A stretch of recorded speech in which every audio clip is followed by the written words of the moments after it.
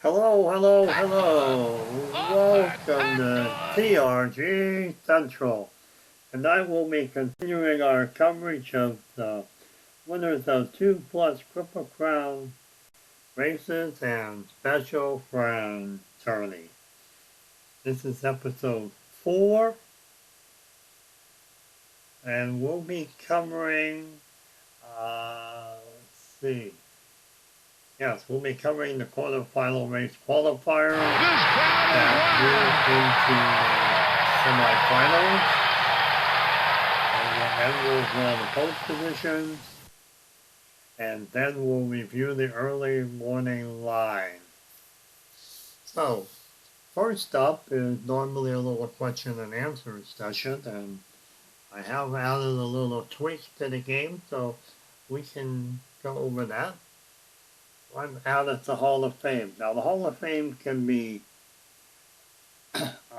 found on a couple other screens and used there, but it seems to me that after playing the tournaments races, that it might be better off to have it up front so you can quickly glance at some of the horse's statistics. Let's go ahead and click in.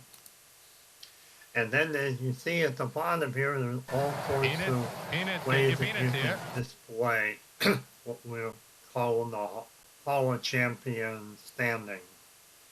And if you did Horse of the Year, it would do all the horses that's in your particular database or data list that you're using. And then you can break it down by these different categories here. And then off to the far right corner here, it'll also tell you how many horses are actually in the list. Now remember from the last episode or two, we covered the button here, the print button and the export button. And this button will also work on the screen and it will give you a nice report to store in a folder or print. So let's go ahead and since we all know that this is mostly 3-year-old males and 3-year-old females fillies, we'll go ahead and just do the Horse of the Year because it'll combine these two to see what's been happening so far in the tournament as far as horses statistics are concerned. So there you go. So you see that it looks like Rachel Alexandria has the most points. Now, you can, I do two things. You can rank them by winnings normally, or you can rank them by points. In points, you get a certain number of points depending on what grade the race is and where you finish in the race. As you see, Rachel Alexandria has been able to accumulate 90 points in her 3 races. Now you see there's not probably she may be the only horse on the day that there's or in the tournament that's actually raced 3 times. And just like all the other different screens, you can click on the column to sort. So you see there's 1 and back up, and there's actually 2. Ruffian was also in 3 races, and you see there's a total of 68. Peanut, get your peanuts here. So that means they were both in the play-in races. They're both fillies, and Ruffian managed 74 points. And then you come back and click on winnings, and here you go. You have Northern Dancer actually in 2 races has won almost $1.5 million. And the various statistics are one percentage in the money and money percent. And in the money is going to post second or third place. And you can also sort it by horse. And you go right down the list, and I think the horse year carded too. Yes, you can sort by that. And as you see, our oldest horse in the race is car 1915. That was a regret. She managed 2 starts, no wins, was in the money once, and won $100,000 and did accumulate 39 points. So anyway, this gives you look, a place where you can see the stats of any horses that are on your particular data disk. And like I said before, just clicking this, and we can export the text file, change the name to,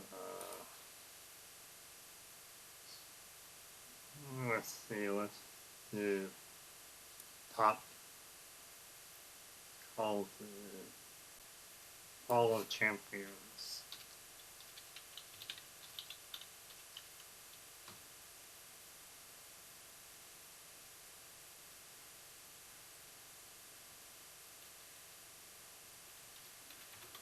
What's this? And we'll be putting this in the game notes folder. And we're not going to do that. I want to actually have it based on something. So let's go back to the points total. Now we'll go ahead and do it.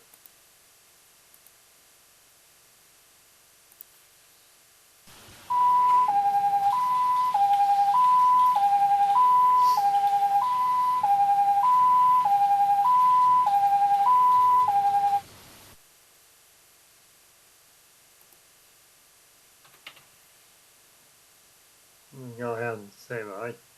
So, I would say it does allow you to do PDFs, but it will fill the text file.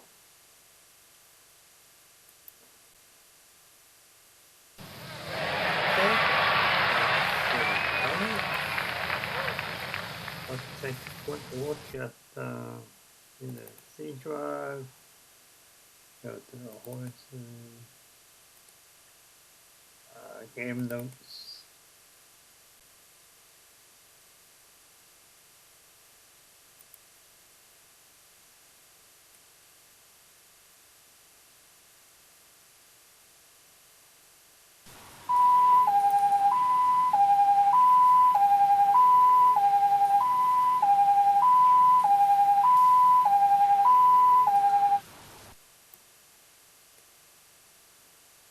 And there's a listing of all the horses.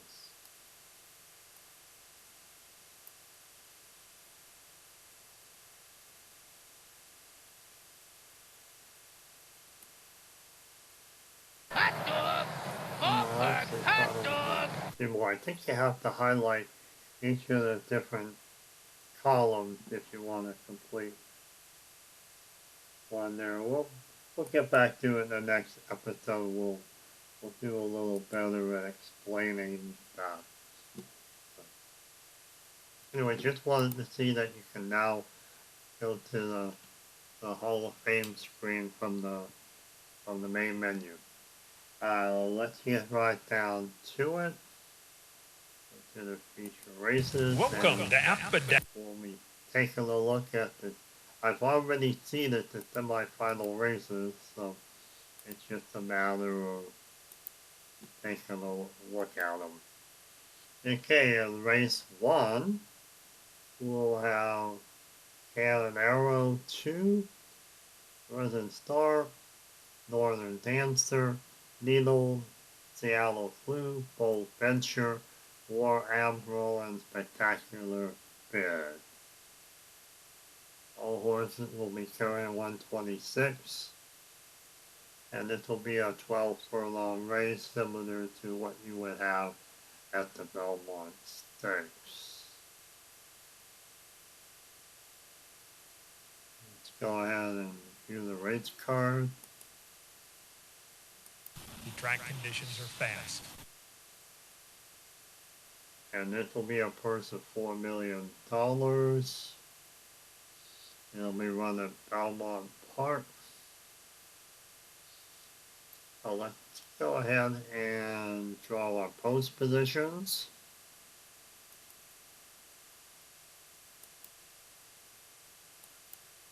And there you go, Seattle Blue gets the inside post position, one. The spectacular bid ends up clear on the outside. Go ahead and take a look at the odds. Bold Venture is the only one that has can be the long shot. And it looks like War Admiral is the favorite using the early morning line. Take a quick look and see what the old track handicapper is thinking. And he likes Northern Dancer, Warhammer, War Admiral, and Seattle Slew. Let's go to the betting window and see what the betting public is doing. 2 minutes to post time, 2 minutes.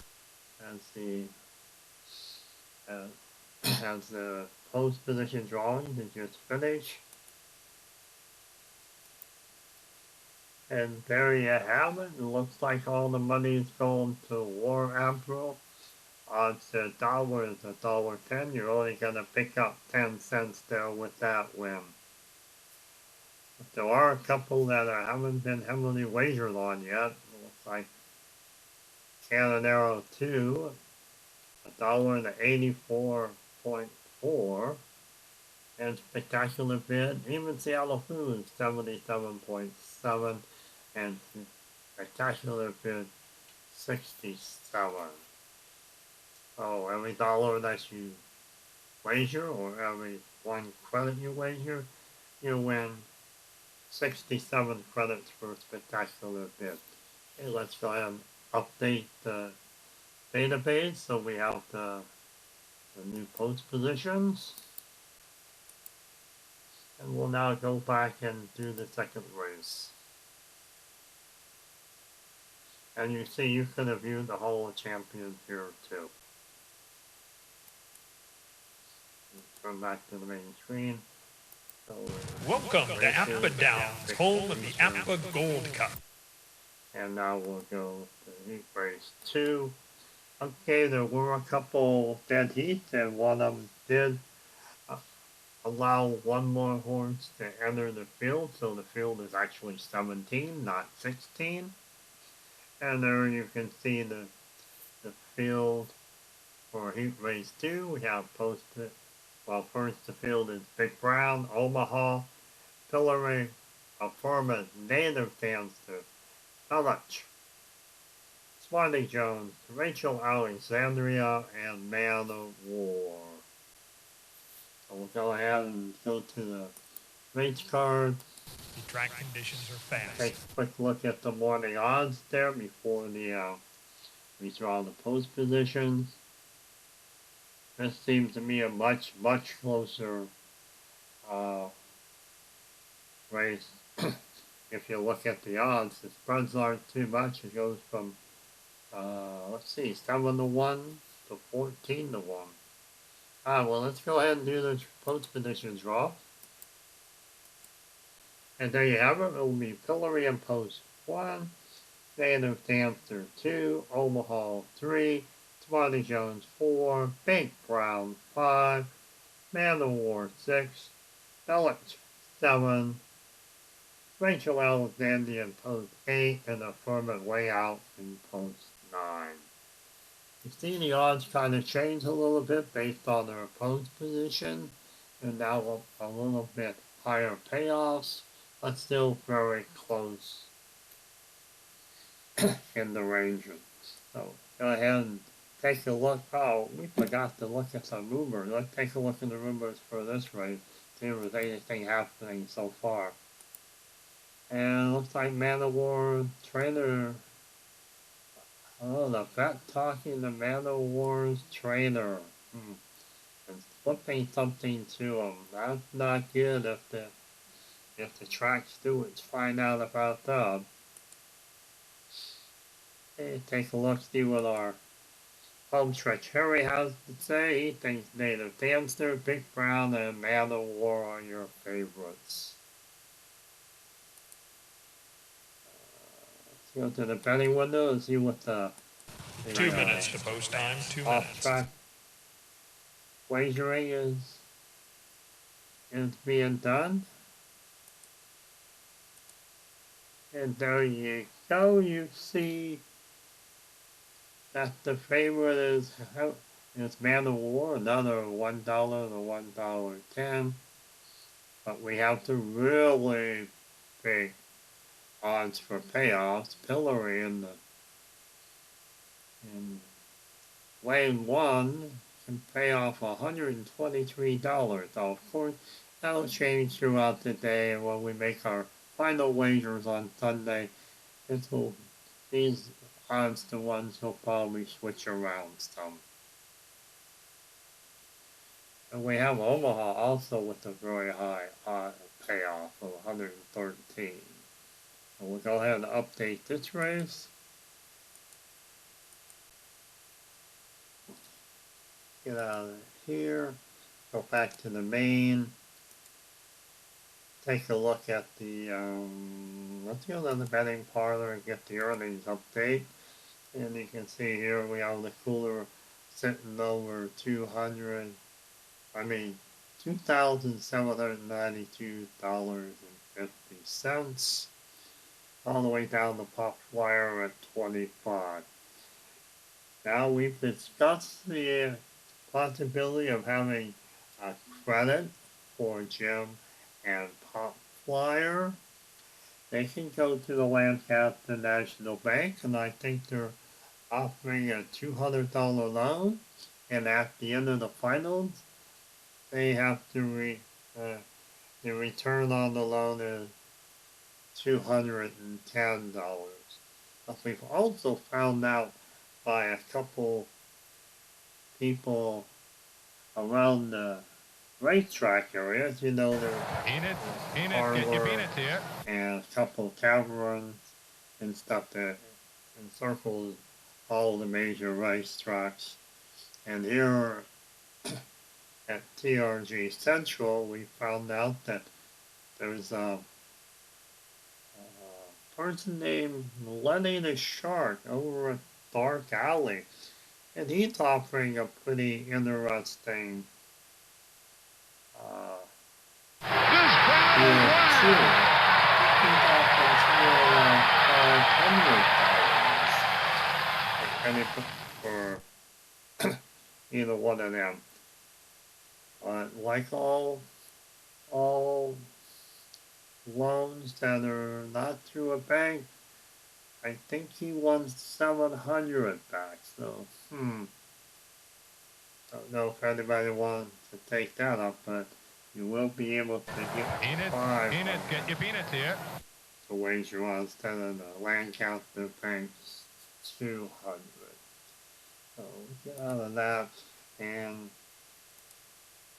before we end this broadcast, I'm going to go over to the print utility, and we're going to do a couple of the race results from the quarterfinals. Here's heat race 1. You see Risen Star and Man of War were both entered along with Omaha and Village. So those were the 4 horses that got in on quarterfinal 1. Take a look at quarterfinal 2. We have Rachel Alexandria, Seattle in second. And we had Big Brown and Tabanero. And then Native Dancer also slid in. So Barton was excluded, but the track did not give Sir Barton any of the purse money. And as you notice, my little hundredths of a second routine trying to stop some dead heat did not quite work here. So we do have a tweak, and we'll be testing it out in the next round of races. And we'll go to heat race 3. You see Northern Dancer, Pillory, War Admiral, to Bachelor Bid all made the cut. And going to the final quarterfinals race with the Furman Needle, Smarty Jones, and Bold Venture.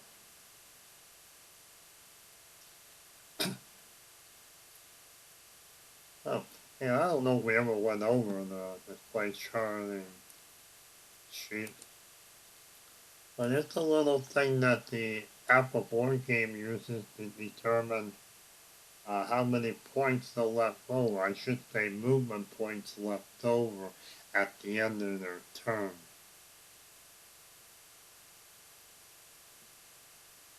And you can see how many points they got.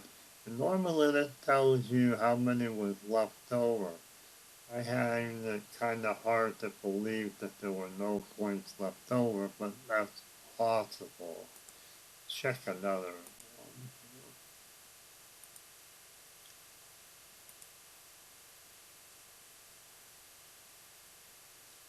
Yeah, and just so you understand, the PC game doesn't use tenths of a point like in the APBA board game. If you would roll and get maybe 10.2 movement points. Here, if you roll, you get like 90.2.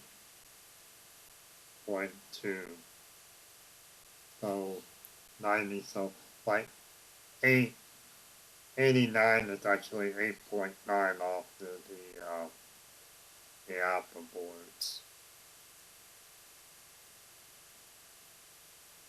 And just remember that you need 8 points to move a furlong each turn. So as you can see from Man of War here and Resident Star, both of them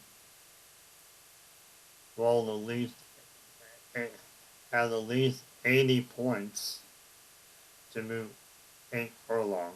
And like I said, the board game has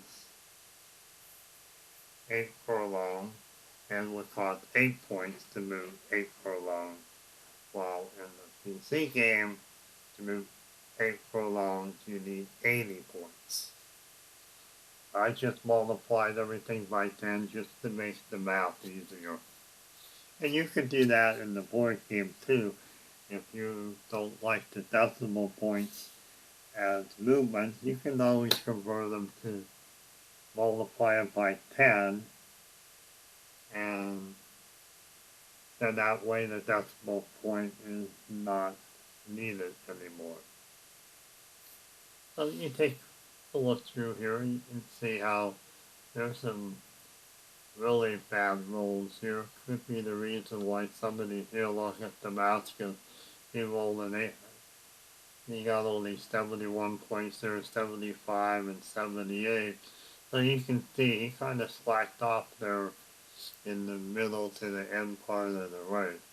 But you see these other horses like Man of War and Risen Star, they did very well. Look at Omaha, he had a 99 on the 8th furlong. So that must have only been his best result on the card. So, anyway, something interesting that we do track in the board game. We do track in the PC game that's also in the board game. So let's go ahead back. And I think that's it. So we'll just wrap this segment up. Again, the semi-final races will be on Sunday. That will be Sunday the 19th. So, this is TRG Central signing off for the evening.